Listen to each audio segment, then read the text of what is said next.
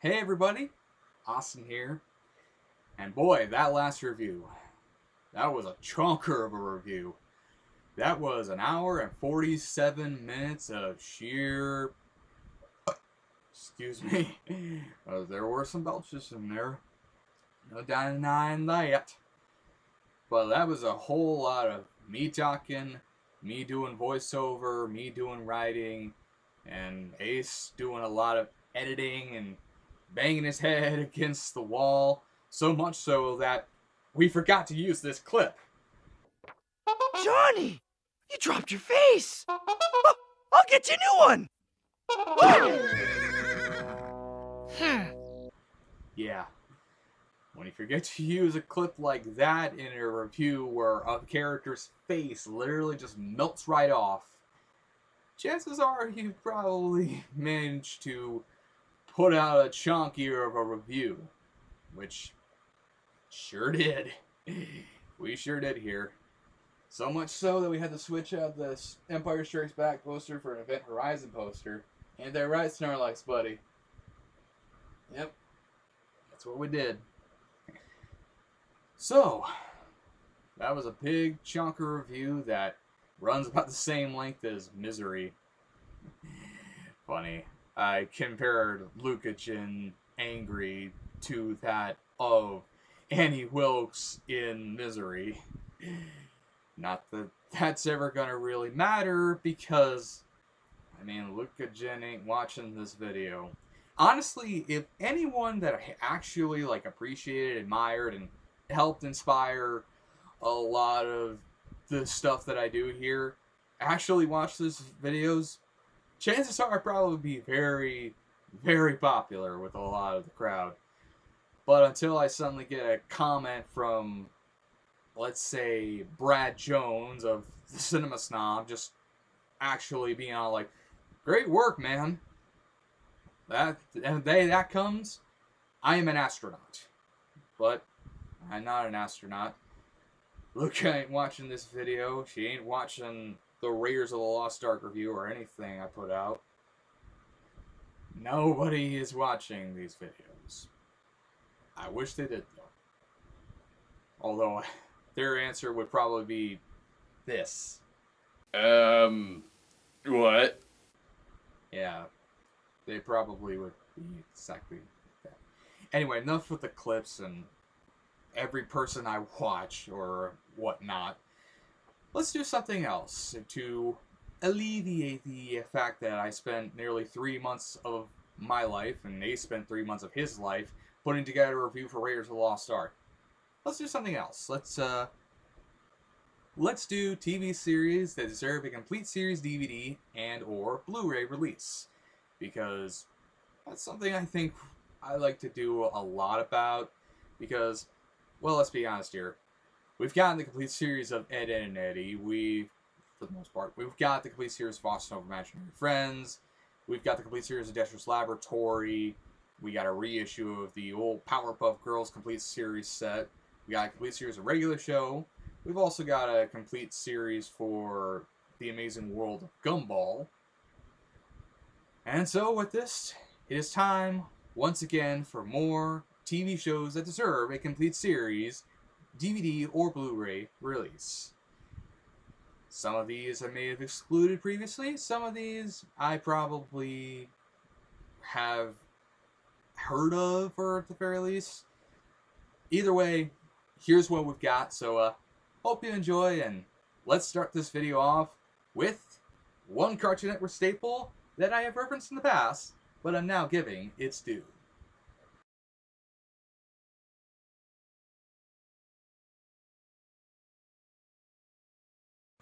In another instance of stuff we didn't consider but should more than anything be put on the list, we put Chowder as the first pick of this video, having forgot to put it as a part of the Cartoon Network DVD Blu-ray Complete Series video all those years ago, while also acknowledging that We Are Bear Bears is still not on the list, even though it needs it back.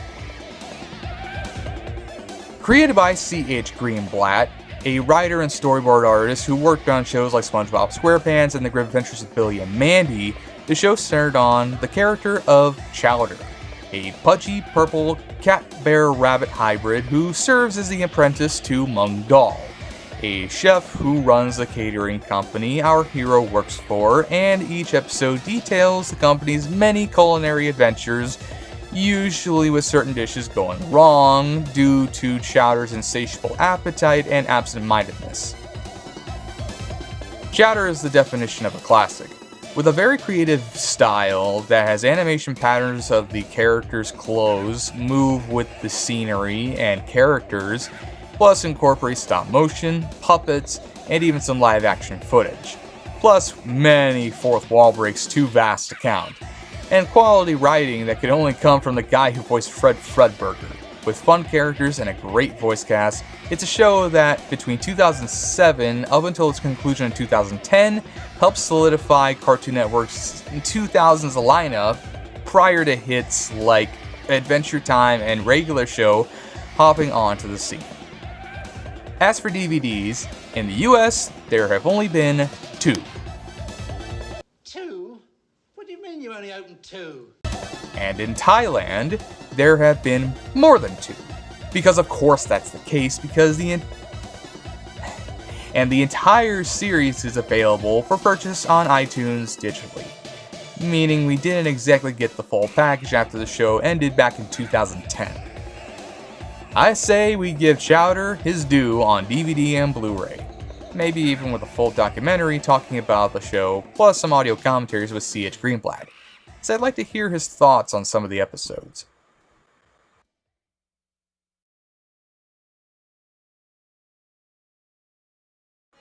From Craig McCracken, the creator of the Powerpuff Girls and Foster's Home for Imaginary Friends, comes the first show he did without Cartoon Network's involvement. Ladies and gentlemen, Wander Over Yonder.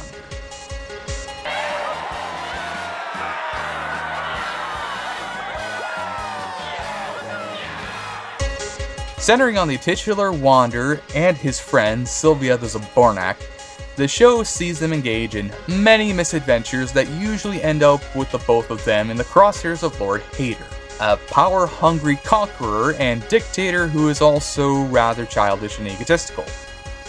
Guided by an optimistic, if oblivious attitude, Wander seeks to help those around him, with Sylvia often ready for a fight with whoever comes knocking, ranging from Lord Hader to Lord Dominator, a green-skinned alien who is far more competent than Hader, and is strangely attractive to me, because even for all of the bad things that she does, there is also some part of me that wants to sweep her off her feet.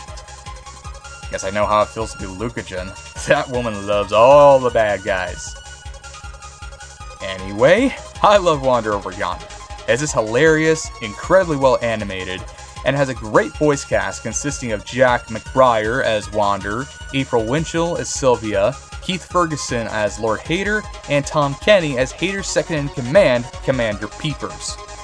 And proves why Craig McCracken is one of the best cartoon creators out there, continuing the greatness following the Powerpuff Girls and Foster's Home for Imaginary Friends, and has become one of my favorite Disney cartoons alongside Kim Possible and Phineas and Ferb, because they all rule. That was awesome! Unfortunately, there are no DVDs for the series, unless you're going to get a bootleg of the show from behind a Chili's, along with a painting of Rhea Scrimory as a Sailor Scout, because unlike Gravity Falls, this was not the big hit that it could have been. This show deserves it. It's so good that it deserves its own breakfast cereal, along with plushies and shirts. And of course it deserves a complete series DVD and Blu-ray release. I love Wander Over Yonder so much. It deserves so much more than it got.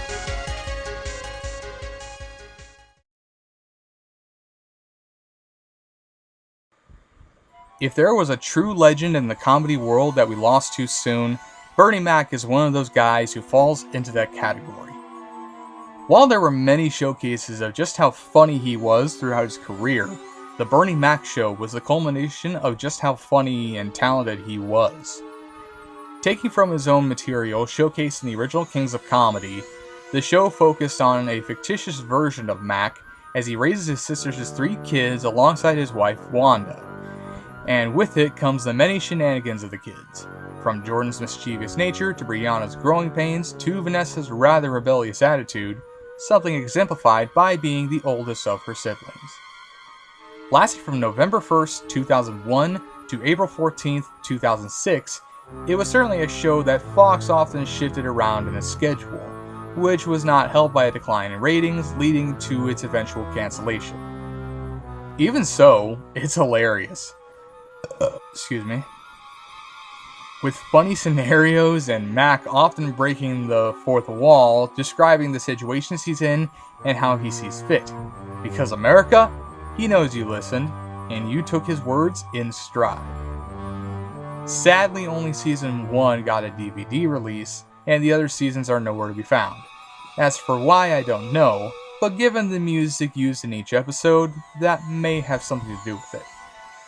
My hope is that Shout Studios can get their hands on it, because I think a lot of people would appreciate seeing the Mac Man in action, because he was very talented and was taken from us far too soon.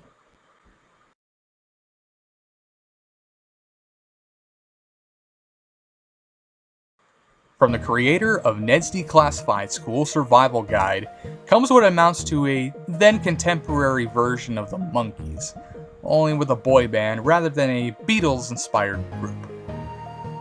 This is Big Time Rush, a show that also doubled as a band that lasted until 2014 before reuniting in 2021, even outlasting the show it was created from. Airing from 2009 to 2013, and as I mentioned, Scott Fellows of Ned's Declassified created the show, the premise of the show centers on 4 boys from Minnesota, those being Kendall Knight, James Diamond, Carlos Garcia, and Logan Mitchell, where the first names match but the last names don't, who are selected by Gustavo Rock to become the next boy band sensation, after mostly spending their time in Minnesota being hockey players. If you're familiar with Ned's Declassified School Survival Guide, you should have a pretty good idea of what Big Time Rush is like, which is like a cartoon filmed in live action, complete with a chaotic energy only a cartoon can offer, complete with music and sound effects and moments that come out of nowhere in an absurd manner. In other words, I love it. It's got hilarious characters, especially Gustavo, and if more sitcoms were like this, we'd be in a better place. Because the world needs more live-action cartoons. Plus the music ain't bad. They actually have a good rhythm and vocals, and don't just feel like generic pop music I feel like I hear a lot of these days. In terms of DVDs, the first 2 have gotten releases, as has the movie. Excellent! The other 2 seasons? Nada. Nothing whatsoever. Bogus. In other words, let's put the entire show on DVD and Blu-ray formats, and indulge in the sheer cartoonish chaos that can only come from a guy who cast Darren Norris as 2 memorable characters in 2 great shows, because Scott Fellows is better at live action shows than cartoons.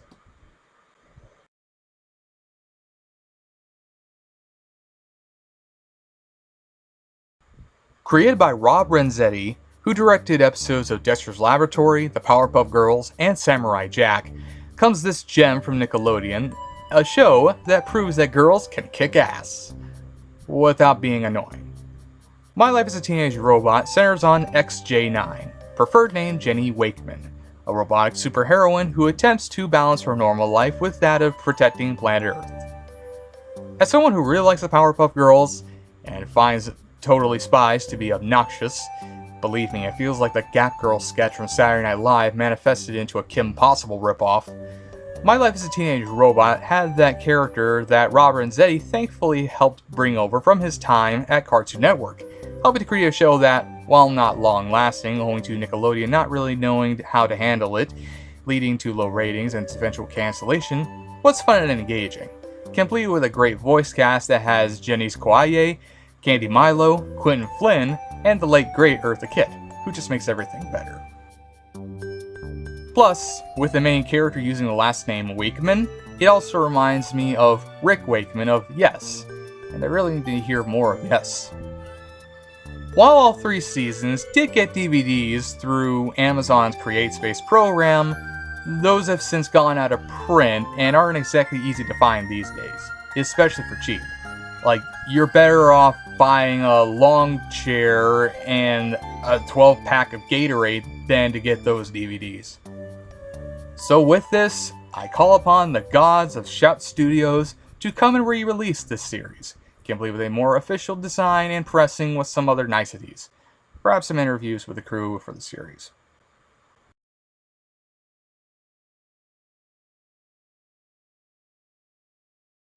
For this one, I could just pick one show to include in this list, but you know what? I'll just include all of these, just because they all require the complete series treatment. Yes, these were all created or had involvement with Dan Schneider.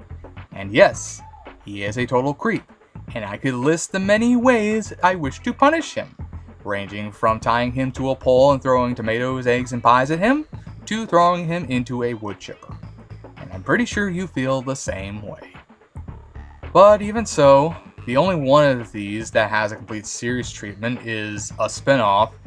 All of the others are either incomplete, or in the case of Zoe 101, has 3 other releases that are out of print. And really do deserve them because they are that funny. Or at the very least I respect them enough to warrant a release for it. Which is the case with Game Shakers, which does not have Bob Seger's Shakedown as its theme, just as Henry Danger doesn't use any songs by Harvey Danger.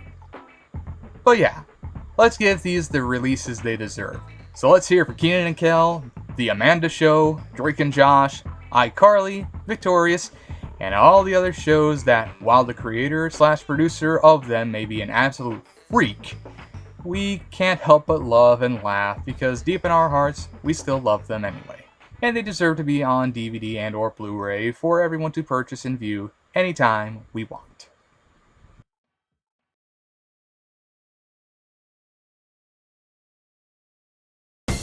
And to wrap it all up, we moved to a show that was killed by the network all because they couldn't find someone who could merchandise it. Because apparently everything had to have a toy to sell along with it, which makes about as much sense as a Neil Breen film. Created by Ginty Tartakovsky, Brian Andrews, and Paul Rudish, Symbiotic Titan centered on 3 characters, those being Ilana, an alien princess, Lance, a strict but rebellious alien soldier, and Octus, a robot who is sent by Ilana's father to protect her. Upon arriving on Earth, they combine their forces to form the Symbiotic Titan, where high school drama and robot battles are abound, all to protect Ilana from General Modula and the monstrous Mutrati. And with the Titan, they even participate in the Upper Class Twit of the Year contest. And Oliver has run himself over! What a great twit! Okay, I made that up. But what I can't make up is Cartoon Network canceling the show because they couldn't merchandise it. And how there was at least 10 episodes written prior to the cancellation, meaning they put it out to die for a stupid reason.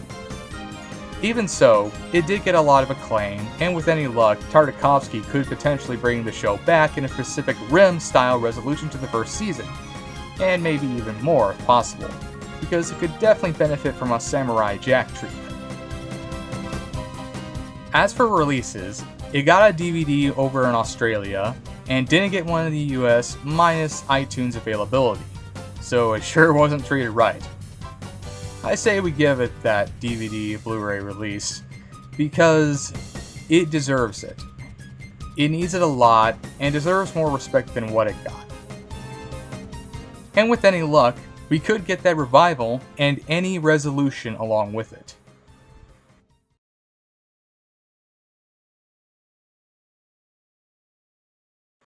Did I say I was done? I lied. Turns out I've got one more to throw out because this one feels like it should have gotten it, yet it never did. And considering the namesake, it should have done so years ago.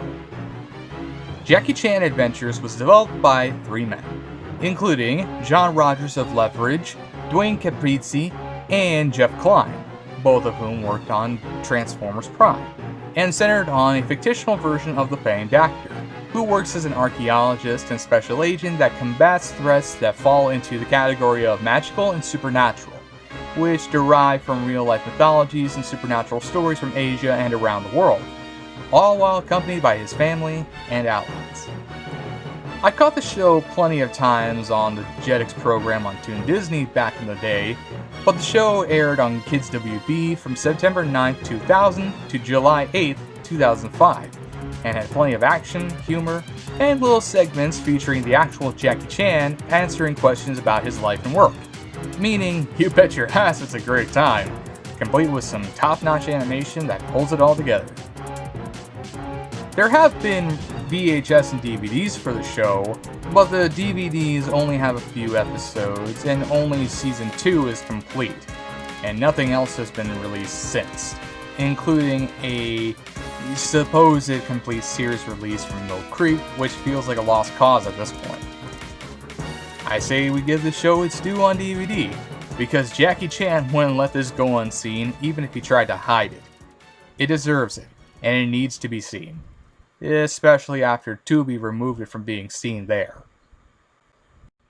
And yeah, these are some shows that, in my opinion, deserve that complete series, DVD and or Blu-ray treatment.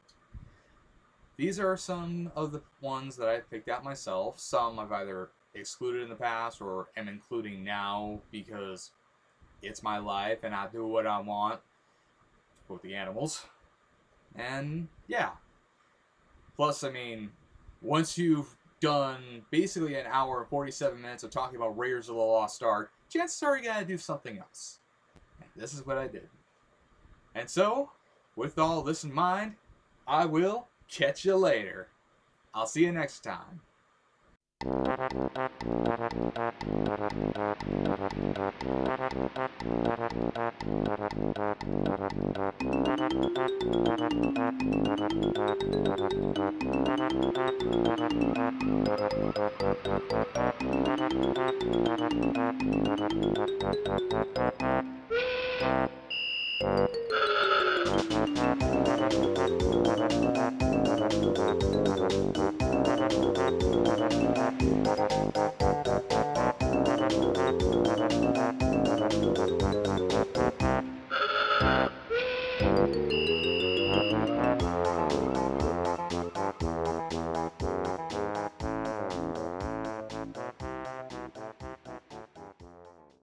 Nigel Incubator Jones, his best friend is a tree, and in his spare time he's a stockbroker.